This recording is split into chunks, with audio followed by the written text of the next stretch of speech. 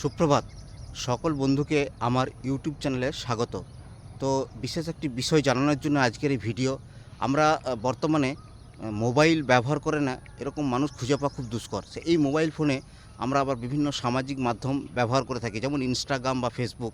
তো এই ফেসবুকও আপনিও ব্যবহার করেন। তো ফেসবুক ব্যবহার করতে করতে দেখবেন আপনার সাথে এমন কিছু বন্ধুর আপনি দেখা মিলবে, যারা আপনার থেকে নিজের থেকে সে আপনার কাছে বন্ধুত্বের হাত বাড়িয়ে দেয়।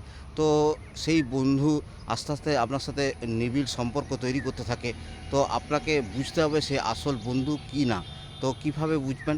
তো সেই বন্ধুকে আপনি প্রথমেই তার সাথে দেখবেন ফেসবুকে তার সাথে কথা হতে হতে আস্তে আস্তে সে মেসেঞ্জারে মেসেজ করতে থাকে এবং বিভিন্ন আপনার কাছে তথ্য সংগ্রহ করতে থাকে। তো একটা সময় বুঝতে হবে আপনাকে যে সে এত খুব কম সময়ে আপনার খুব কাছে আসতে কেন চাইছে। তো আপনাকে সেটা পরীক্ষা করে দেখতে হবে। তো পরীক্ষা করে কী করে বুঝবেন সে আসল বন্ধু কি মেকি বন্ধু? তো আপনাকে প্রথমেই তার স্বার্থে ঘা মেরে দিতে হবে। স্বার্থে ঘা মারা মানে কি, তার স্বার্থে ঘা লাগবে এমন কোনো কথা আপনি তাকে বলুন।